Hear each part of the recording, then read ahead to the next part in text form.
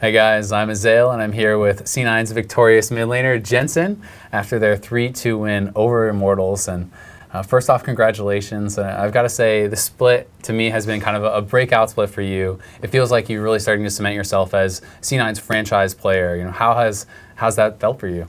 It started off kind of rough for me, I think, in the start.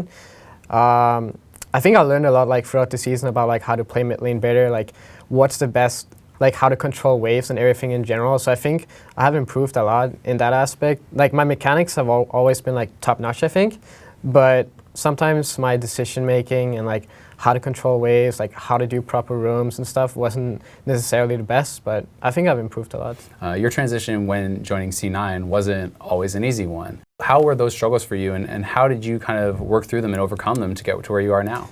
I would say it was extremely rough. I was considering stepping down because I felt a lot of pressure on me because I felt coming into the team, people had high expectations of me and I couldn't really deliver. But I wouldn't say it was necessarily my fault. I think with the old roster, the team relied extremely on High to do the macro thing and tell them where to go and stuff. They had frankly no clue how to play the game macro without High. It was really tough. We didn't know how to rotate properly and everything. And most people were just really quiet in communication, so we were pretty clueless, I would say. And I think the meta wasn't really favored for me when I first started joining Cloud9, so I kind of had a hard time in that aspect too. And yeah, I mean, we played really bad on the macro level. I think we were all pretty good mechanically and stuff, but we weren't just used to playing the game where 5 people communicate.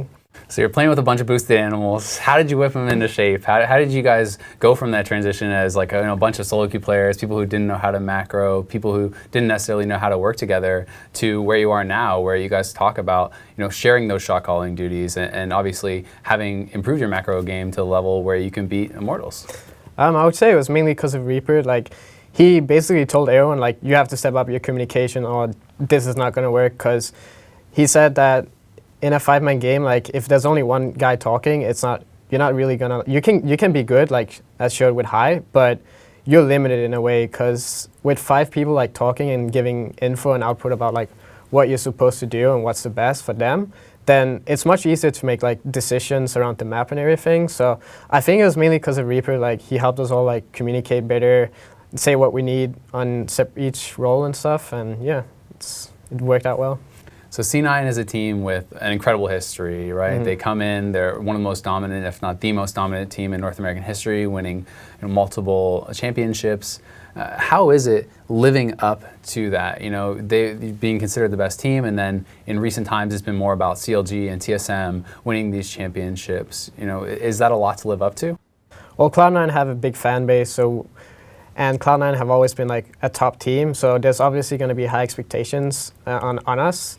And I think that's fair because, I mean, Cloud9 was the best team when they first broke out, and kind of feel we have to get back to that stage, and that's where we're headed now.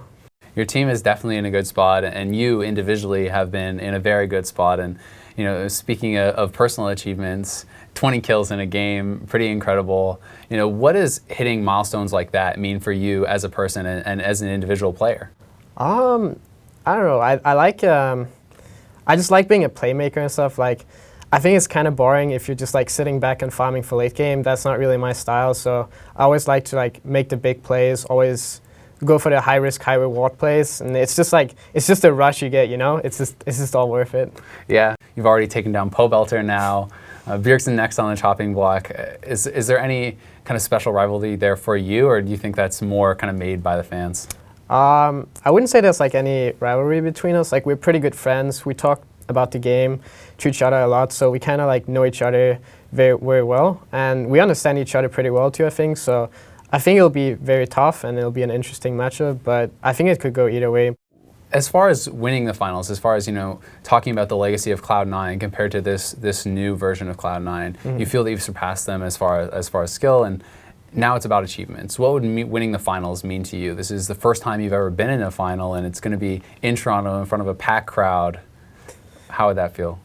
It's been a while since Cloud9 as an organization have won something in League of Legends, so bringing back like a title to the organization would mean a lot to me because I owe them a lot. Just winning and playing on big stages itself is like a really amazing experience. So winning it all would just, I don't know, it would just be the best feeling. Like just winning against the Immortals when we were like the underdogs and not expected to win. Like I can't even explain the feeling, but it feels really good. Awesome. Well, thank you, Jensen, so much. And I want to wish you the best of luck in the finals in Toronto. I'll certainly be watching, and I'm sure all your fans will be as well. Thank you.